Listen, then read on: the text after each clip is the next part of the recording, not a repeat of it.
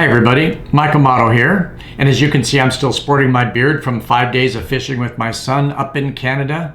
We had a fabulous time together and it reminds me of our trip, so I'm keeping it on for a little while. But hey, today I want to talk to you about a conversation that I had with a client recently. And it was just one of those conversations where we really didn't know the answers to the questions, but together we discovered we found some insights that I thought we would share with you today. In fact, at her encouragement, the video today is dedicated to that conversation. And you know what that conversation is about? Was about the whole notion. If you've watched my other videos, you know that I talk about the Ask and It Is Given, the book by Abraham Hicks, quite a bit. And sometimes whenever I'm having an issue or problem, I want to think about something, I just open the thing up and it is always right to the page that helps me. So whether you're a practitioner of manifesting your vision through the law of attraction or not, it doesn't matter. I think all of us have objectives and things that we want to accomplish in our life. There's things that we wish were different. And I think looking at that, manifesting those, bringing those to life are part of the human condition. So as we were talking about what she wanted to accomplish, and she had some pretty severe financial problems that she's trying to work through. And bless her heart, she's really working hard at it. She has a couple jobs. She's doing everything right. And yet she's wondering, okay, when will this happen for me? When will I be successful? And sometimes she even feels a little bit of a sense of not being successful, of not succeeding. And that's sad in a way because she really is doing everything right. And we were talking about that. And we were talking about the whole idea about in manifesting your future. The idea is to articulate that future through a vision board, which she's done. And she even put a spiritual reference in the middle of it and built around it. So again, beautiful vision board. But the whole idea says that you need to come at it not from a position of lacking, but from a position of abundance and gratitude. Well, the question we come up with is, how in the world are we supposed to want something because we don't have it, and then ask for it, but ask for it without a sense of lacking because we don't have it, we are lacking it. And so how do we get over this, and how do we solve this enigma in terms of allowing us then to manifest what it is that we're articulating in our vision? So it's a fabulous question. And as we were talking, some sort of discoveries appeared to us and insights, as I mentioned before. And really what they are is it builds around two things that people do wrong, and two things that you can do right, and I think immediately change your future, change your fortunes. And those two things are, first of all, the whole idea about the vision board is to articulate your vision. And what we do is we put objects on there and lifestyle things and people on there that we think will be important to that vision. It's beautiful and that's great. But I think what we do first of all is we don't attach feelings to that. The idea is that we do want those things to happen. We do want those things to come true for us. But the reason we want them is how we'll feel when we get them. Absolutely crucial to attach feelings to them and say, when this happens, I'm going to feel this way. And that feeling is going to be gratitude. And it's going to be a wonderful sense of fulfillment that we have those things. And if we do, our life will be happy. And that's fantastic. If you do that, then your energy for it is not desperation and begging, praying to have these things happen. They're actually from a standpoint of when they happen, here's how I'm going to feel.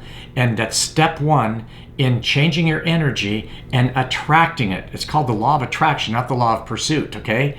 So you attract it to you when you change your energy and allow it to come to you because you'll be so grateful when it happens. So that's step one. That's still not enough though.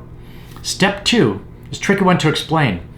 But I think what happens is we look at this and the comment on this or the insight on this was driven by a comment my client made that said, but the longer this goes, the more I feel, like I'm losing, like I'm not successful, that I can't do it.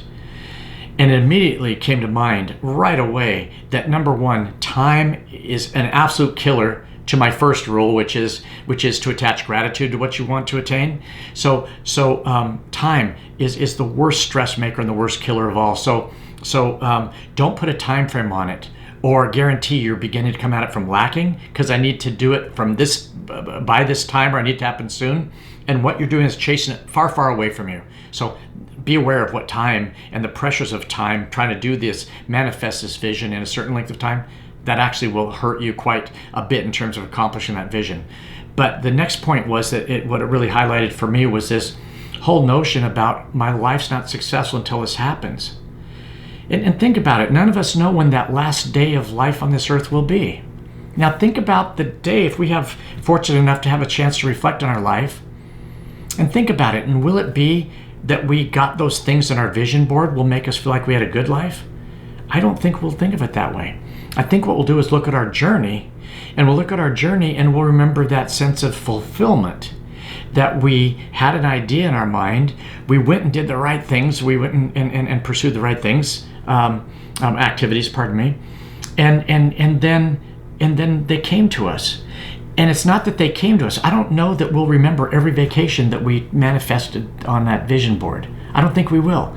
But I remember, I can guarantee the thing that we will remember. What we remember is the sense of fulfillment that we accomplished that aspect of our vision. That sense of fulfillment is really what we're looking for, in my opinion, in our vision board. And that's powerful, because what that then says is that it's that journey to get there that's the most valuable part of it. And even sometimes the negative parts of the journey only serve to make the fruits of success better. Thank the universe for the contrast given to us. Now, a lot of us have more contrast. A lot of you have more contrast, and you say, enough contrast, universe, I'm ready for the other side of this. But thank the universe for that contrast, because it shows us, again, the beauty and the value and the richness of accomplishing what we've asked for in our vision board. So if you keep these two things in mind, all of a sudden the energy around that vision board changes.